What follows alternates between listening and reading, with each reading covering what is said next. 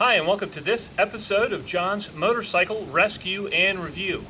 Today I am super stoked to be doing a head-to-head comparison of Honda's 1982 CB900 Custom and Kawasaki's 1981 KZ1000 CSR. And these are both kind of flagship models for their respective manufacturers. They both had large displacement, air-cooled 4-cylinder engines. They both have classic cruiser styling.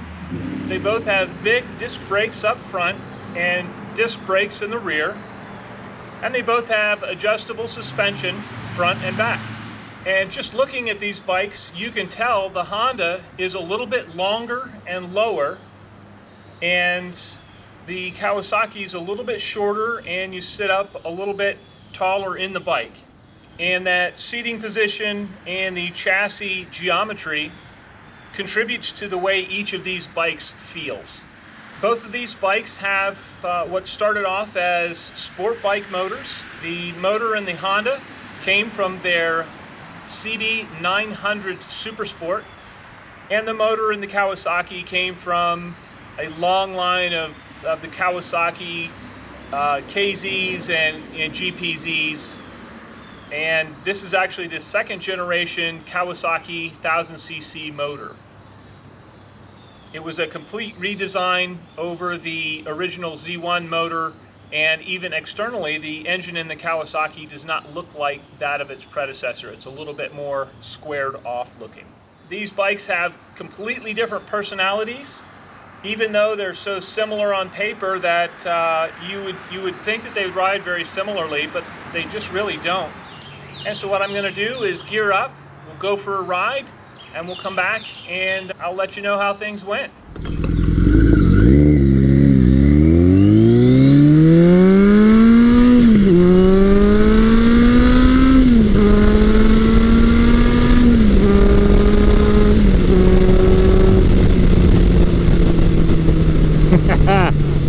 The hooligan lives. This is Kawasaki's 1981 CSR 1000, and what a fun bike. This thing is set up and ready to rock. I've got the sportier MGO Magna wide bar on it, and it just, man, any little twitch of my wrist right now and this thing just wants to get up and go. The engine just sounds fantastic through that Dual-Piston exhaust, and this thing is just, it's so different than Honda's 1982 CB900 Custom.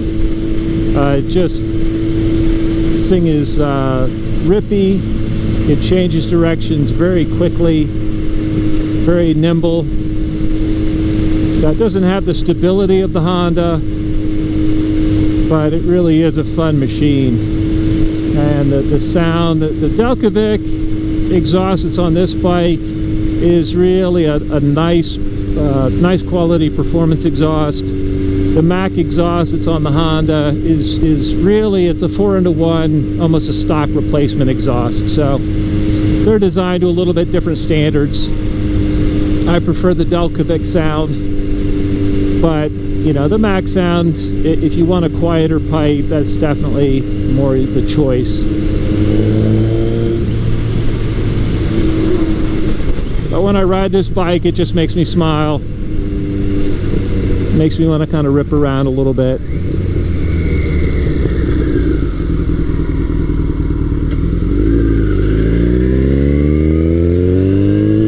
Kawasaki has a nice fuel gauge, which is a really nice touch.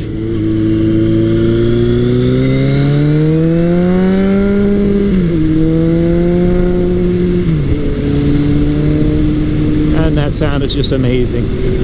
Throttle response on this bike is just lightning quick. It really wants to jump. This is a chain drive bike, and so whereas the Honda, not only is it a smaller motor, it's a shaft drive bike, and it has to go through a transfer case till that power gets to the rear wheel. And this thing is a direct drive, and it loses significantly less power between the engine and the rear wheel than the Honda does. You know, add to that, it's got a bigger motor, and just what they're like to drive is predictable. If I had to use some adjectives to describe this bike, it would definitely be playful, a little bit edgy, sporty, fun.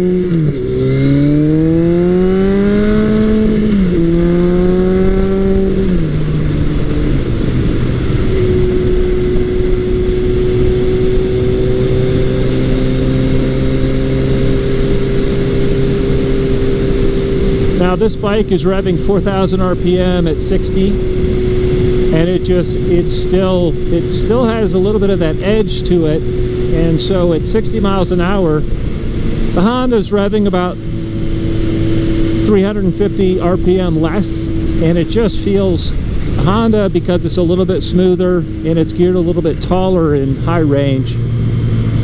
It just feels more relaxed than this bike does. This bike just always, it feels like a pit bull straining at the leash. And so there's days where that's really what I want to ride.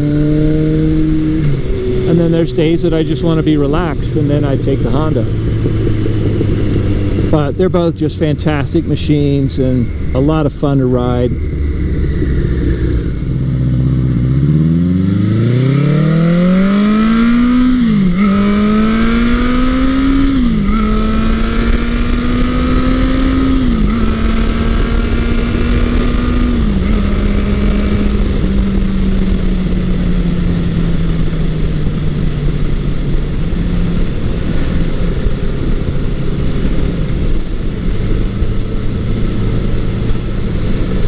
I am riding Honda's 1982 CB900 Custom, and it's got a Mack exhaust on it, as you just heard, and man, this is just Honda's top-of-the-line cruiser from the time period. It's got the 900cc motor out of the Super Sport, and it actually makes pretty decent power when you really wind it out like that.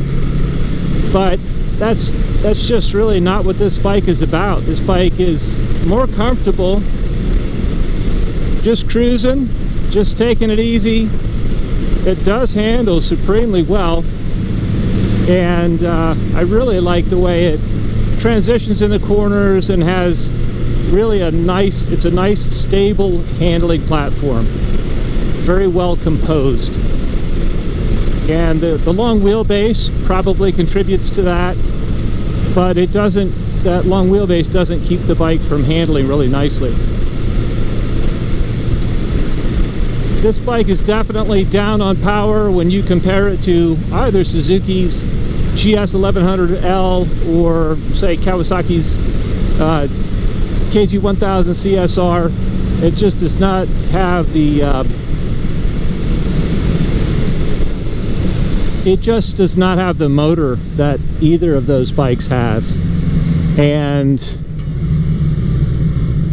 quite frankly, the CB750 with chain drive was actually a little bit quicker than the CB900.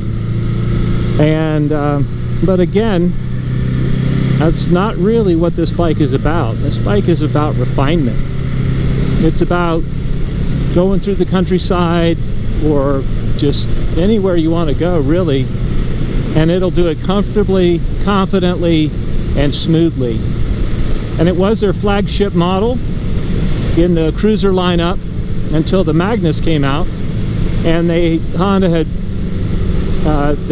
done a unique feature with the 5-speed transmission, and they actually put a dual range transfer case that allowed this bike to have a high and a low range. And so if you're riding it more aggressively, more sportingly, you could leave it in low range and then just shift to high range when you're just cruising or on the highway. Although high range, most of the time I shift the bike into high range and just leave it there. It pulls nicely regardless. But this is a beautiful bike. I love the styling on it. I love the two-tone paint.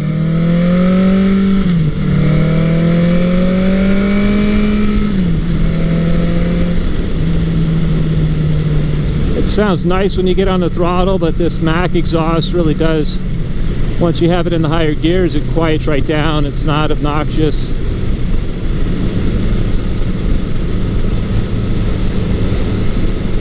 And honestly, it just makes me, right now, I just want to keep riding.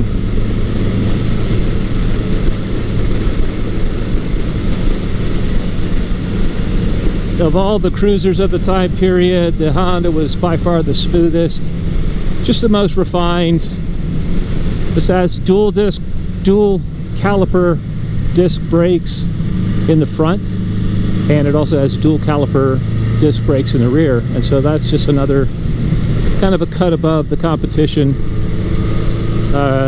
Suzuki and Kawasaki were still running big single piston calipers on the brakes, so just, yes, it's a little bit more complex, but it's more refined, and that's really what this Honda is about. It's a fantastic cruiser. All right, that was fun. Now, I hope that ride gave you a little bit of an idea of the demeanor of these two bikes. The Kawasaki is just playful, edgy.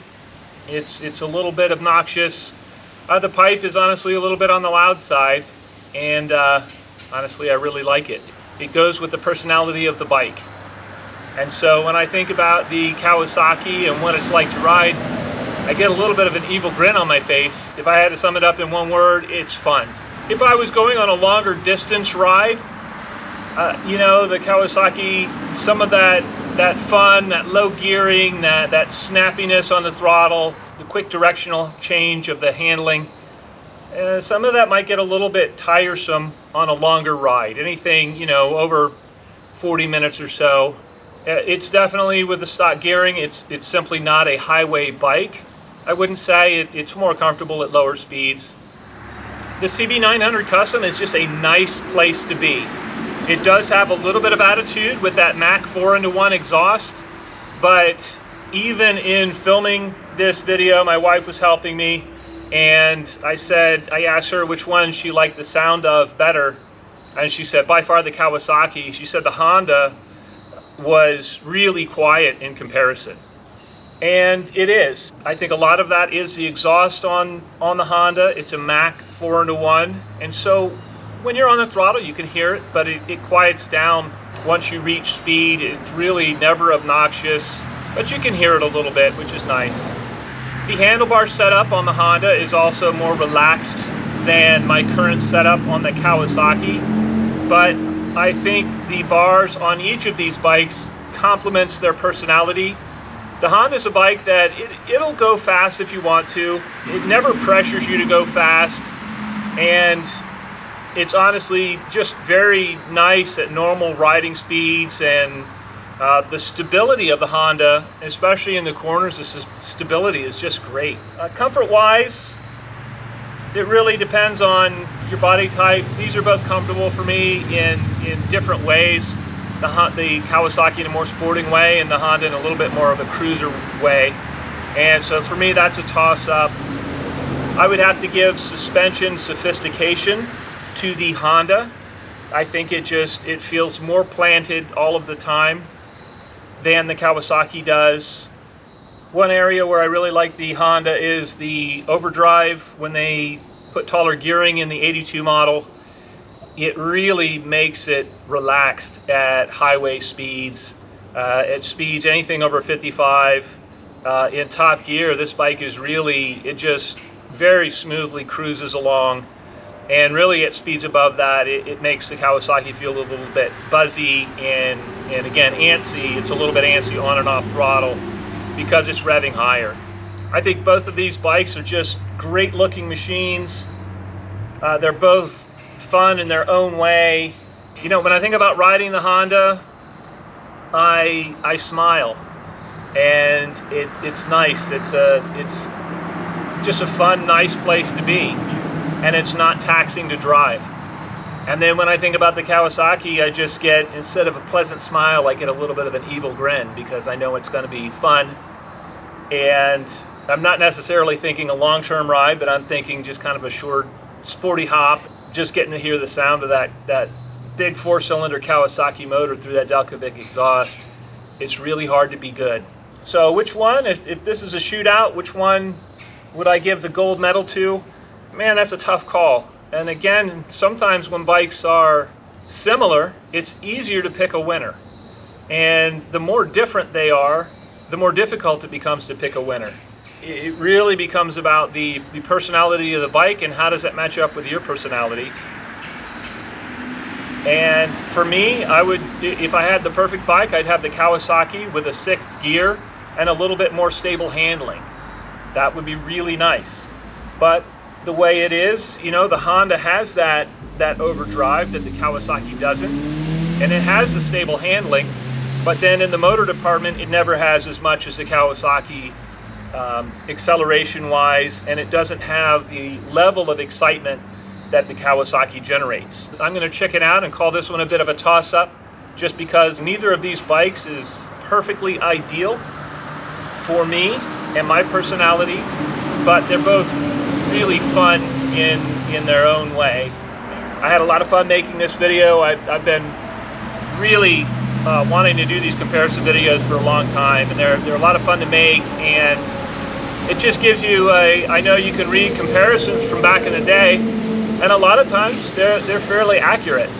And I also read the comparisons before I ride the bikes, but then I ride them and make up my own decisions. Yeah, these bikes are both fantastic, and I hope you enjoyed this video. All right, have a great day.